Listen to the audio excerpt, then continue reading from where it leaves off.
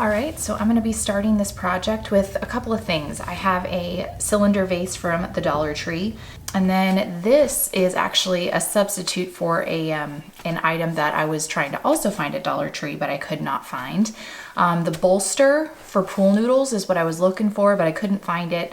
I was able to find this epoxy pen holder on Amazon, so I'll make sure to link it so you can get it yourself if you really like the look of this, but I really felt like it was a decent substitute for the project that I'm going to be doing. Okay, so I'm going to take my paint marker and I'm going to basically just trace,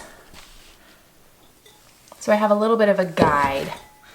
It doesn't need to be a really bold guide, it just needs to be around basically the circumference of the vase.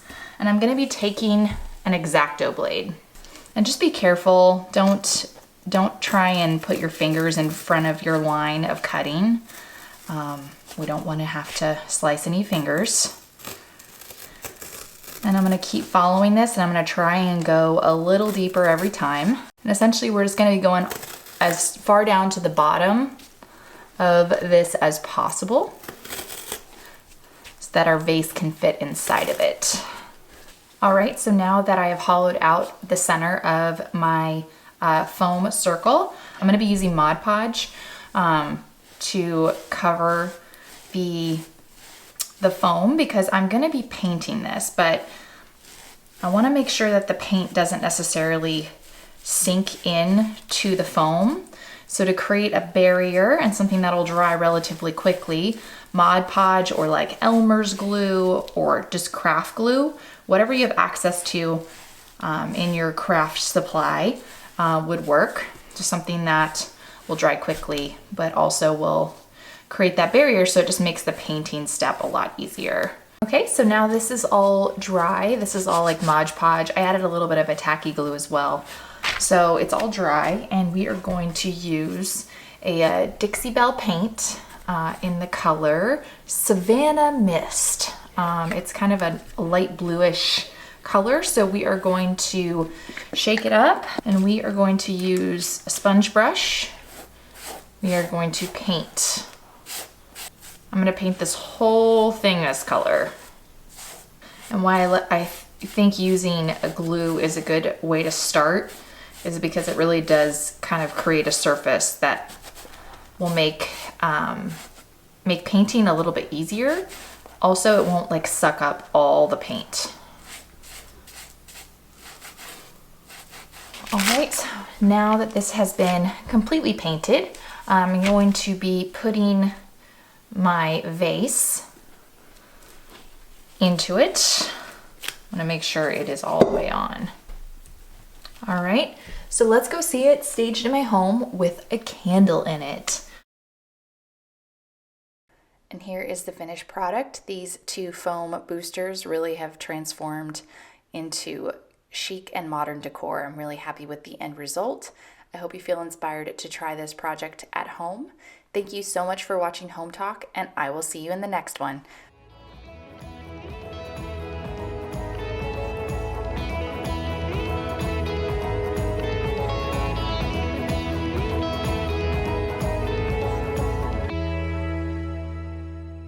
First thing you need to do is figure out what you're going to use for your backer board. I'm going to be making a headboard for my son's twin size bed, and so I'm using a piece of scrap plywood, 48 inches long, 18 inches deep, and this is going to be mounted directly to the wall, so I don't need it to have a ton of height. The first thing we need to do is figure out how many of the pool noodles we will need to cover the length of the headboard. And so these particular noodles are 2 inches in diameter. And so when I trim these down the length, I'll have 2 inches wide and then a 48-inch long board. I'm gonna go right down the center and just cut them in half so that I have that flat edge to go flush against the board. So I worked in sections of about 3 to 4 noodles at a time, and you can see here I'm spraying the adhesive directly onto the board and placing the noodles right onto the back of it. I didn't put much spacing between the noodles, and you'll see why in a little bit, but I can tell you the thicker the fabric you're working with, You may need to leave a little bit of a gap between the noodles, but if you're working with a very thin fabric, putting them up right next to each other would probably be just fine. Once they're all in place, you should have something that looks a little bit like this, and it's time to attach your fabric. I took it outside and flipped the entire headboard structure over so that the noodles were facing down as well as the fabric.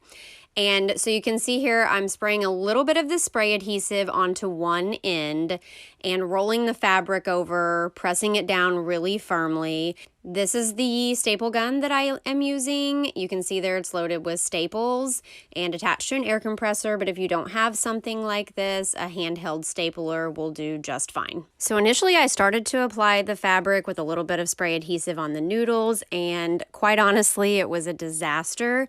The noodles were pulling up. I really think that with the pleather being so thick, it needed some space in between the noodles to create those beautiful channels. So I went back to the drawing board, which is unfortunately part of DIY, and spaced the noodles out with a little bit of spacing in between, and then attached them also with the staple gun for some added stability. I worked in sections of about 4 at a time, sprayed a little bit of spray adhesive on, and then just kind of used my hands to firmly work the leather into the channels. And you can see there it's showing up a lot better, and you get those more defined creases with the spacing. Now that those channels were all nice and tucked in, it was time to finish the corners and the edges. This is my first time doing any sort of upholstery, especially with the thicker material like pleather, and so it was a little bit of learning curve. I trimmed the edge at the corner and then just tucked it over and secured it tightly with a little bit of spray adhesive and then also more of the staples. Once that corner was secure, I just worked my way down, and at each of the channel segments, I pulled the pleather really tightly and kind of turned it onto itself to make sure that those segments were each clearly defined, and then used, again, more spray adhesive and more staples. What I love about this project is that it's completely customizable to fit whatever color, shape, or size that you need for your space. And if you have a little bit of patience and a little bit of time, you can create a glamorous look on a budget. I hope you guys have enjoyed this project. Thanks for watching Home Talk. See you next time.